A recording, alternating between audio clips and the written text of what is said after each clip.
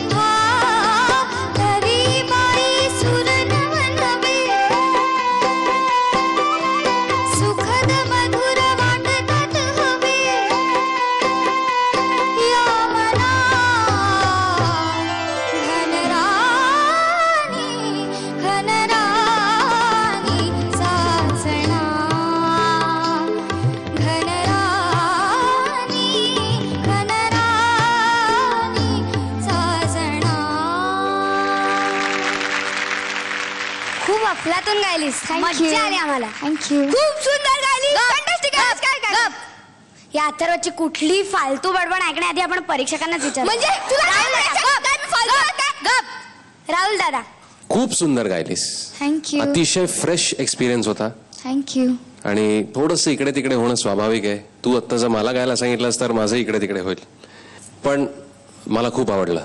बहुत अच्छा. Thank you. Thank you. Veda मस्त गायलीस, थँक्यू. खूप छान गायलीस, थँक्यू. सुरात गायलीस.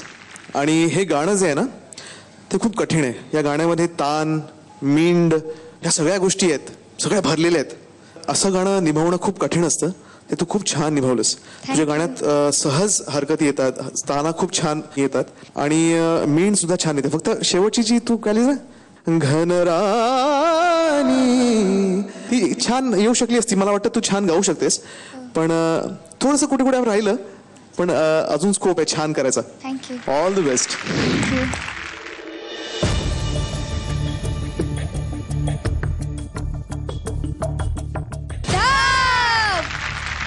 वेदाला धाव मिळालेला आहे. थँक्यू वेदा.